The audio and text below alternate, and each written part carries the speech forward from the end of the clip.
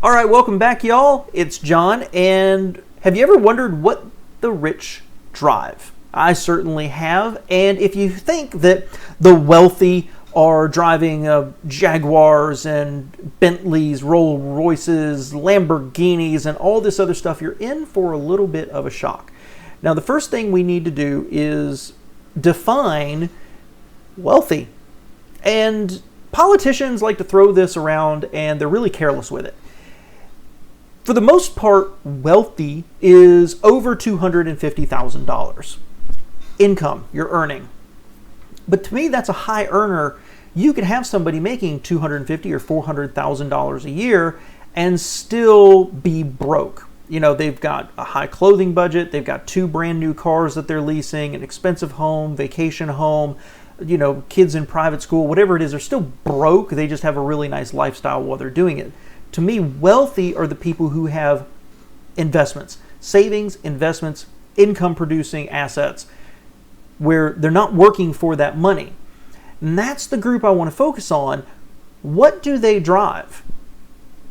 Well, one of the best resources is The Millionaire Next Door. If you haven't read this book, you need to, because it really tears down a lot of the assumptions we have about the wealthy, 7-figure invested, that they're not all inherited, right? These are people like you and me. And I've done some other research to supplement this. This book is from, I think, 1998, but there's a couple things in here I want to reference and add to it, because what you find out is that the wealthy tend to buy relatively boring cars. So the first thing, I'm going to open up this book to where I've got it marked, and let's take a look at a couple of things. The first is when they look at this, they actually break it up into 4 groups. You've got 2 groups that buy used, let's say used, and 2 groups that buy new. And under each of those groups, you've got those who are loyal to a dealership and those who shop around for the best price. Now, fully 63.4% prefer to buy new cars. And that's kind of a surprise to me. You would think they'd be looking more for a deal, but not always. But that does mean that 32%, something like that, do buy used. It's my preference. Let somebody else buy it new. Eat down that depreciation. I get a better deal, and the car tends to be lightly used when you shop around. In addition, they have in here that 23.5% of the people have a current year car. So almost a quarter of the people have a current year car. That's a really high percentage. I'm a little surprised at that, because it's a waste to buy new cars most of the time. But that does mean that fully over 50% have a car that's 2 or more years old. It doesn't mean they bought it old, but it means they probably held on to it. And then under brands, they talk about here, the most popular brand, almost 10%, 9.4%, is Ford.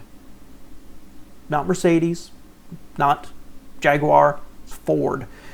Cadillac, Lincoln, and a 3-way tie with Jeep, Lexus, and Mercedes. And the Jeep tends to be the Grand Cherokee. That's the one that comes up the most often. There's another article I was reading that was talking about the wealthy who earn, say, the $250,000 range. The most popular vehicle is the F-150. And over $500,000, the F-150 becomes the top choice again. But there's a middle part there, high income earners, who do switch to almost exclusively luxury cars. And I think that's the psychology of what we're talking about here. The difference between high income earner at a broke at a high lifestyle and wealth. So it's interesting here also to dig in a little bit and look at what do the wealthiest people in the world, the people who could buy anything they ever wanted to, what do they buy and drive on a daily basis? Well, you know, Mark Zuckerberg of Facebook, he's worth over $86 billion. He has an Acura. He also has a Volkswagen and a Honda Fit. 2 of the inheritors of the Walmart fortune, one drives a used F-150 and the other one drives a Dodge Dakota. Jack Ma is from China. He's the richest man in China and co-founder of the Alibaba Group. He drives a SUV I've never heard of before, had a base price of $15,000. Larry Page was the 7th richest person in the world. He drives a Toyota Prius. His, I believe, co-founder of the company also drives a Toyota Prius. Michael Bloomberg, you may have heard of, drives a Chevy Suburban. Steve Ballmer, former CEO of Microsoft, had, at the time this was written, a Ford Fusion Hybrid.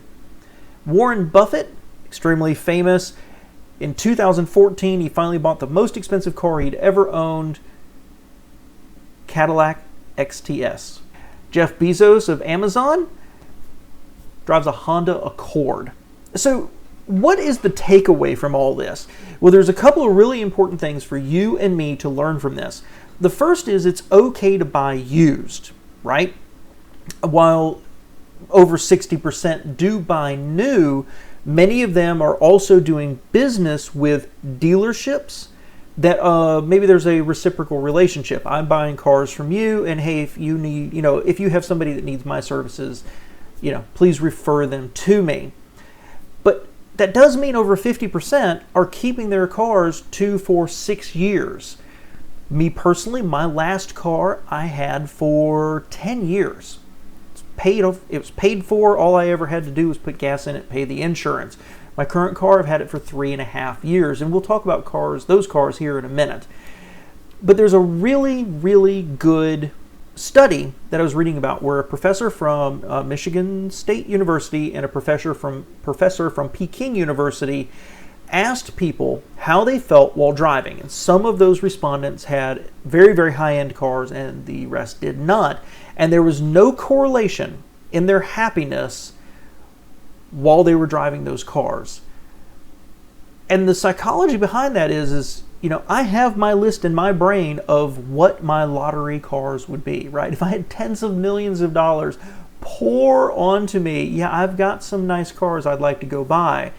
But the fact is once you get over the nameplate and that feeling that I'm buying a Bentley, right? And you get over the luxury and the technology and the power and the style and everything else, after a while, whether it's 2 weeks to 2 months, at some point it's just the vehicle you're getting in to go pick up the groceries, right? It's nicer, but you're not actually happy in it because you're not thinking about it and you're not thinking about how other people are thinking of you. So I think the big takeaways here are twofold. The first is for us to stop thinking about our cars as status symbols. If you have $87 billion and you're driving a Honda Fit or an F-150, you don't care. You're not getting your self-importance from other people's view of you. You're driving what you enjoy, and it's a conveyance. It is a depreciating asset, and the more money you spend every month on that car is less money you can be putting forward to something else, some other asset for your future. I'd like to interject real quick. 81% of these respondents in the Millionaire Next Door owned the car. They paid for it. They were not doing leases. I suspect some of the ones who are doing leases there's probably a tax benefit for it as well. But the second and biggest issue is if these people are among the richest people in the world and they're driving relatively mundane cars. A Cadillac's a nice car, and people are buying Lexus RX 350s and Mercedes and things like that, and some of them are still sticking with their Honda Accords, and Honda Civics are both very, very popular. They're looking at it as a percentage of their net worth. Consider if you make $50,000 a year, but you have $10,000 in the bank. If you go get that BMW and stretch into the payment, you are robbing your future because you have less money to put over here to retirement. But somebody who has $10 million in the bank, they go buy a $50,000 car. It's a relatively insignificant percentage of their net worth. They built up to that. So you should really look at how much you have saved, how much you have invested, what assets you own, and decide what kind of car you should be driving that fulfills the long-term goal of saving and investing and building a life of abundance. That's a major change in how most people view purchasing a car when they're just looking at it as, yes, I can afford the $400 a month payment on it. This type of stuff is what I have immersed myself in. It's why I created this channel. My wife and I are pretty much of the same mind on this, and it's trickled down into our kids. So I want to finish this with a quick description, like we focus on saving and investing for the future, for our retirement. That's why I have this channel, why I want to share this information and help you. But I feel pretty proud of what we've done with the kids. We have 6 members of our family plus a stepdaughter-in-law. Here's what they own: a Prius, an F-150. My son has a Ford Fusion Hybrid. I have a Honda Accord. My wife drives a Ford. Then we have one of my stepsons. He drives a Camaro. Apparently he didn't listen. And my youngest son, he drives an Infiniti, but that car was actually given to him. He didn't buy it, so I would like to say I can't really bring that one in and say he made a poor choice there. So guys, change how you think. Your car is not a status symbol. It's not saying anything to anybody. It doesn't make you more important. It's just sucking money out of your life and out of your future. Buy reasonable, buy rational. Even if you buy new, the richest people in the world drive pretty mundane cars overall. Shouldn't you?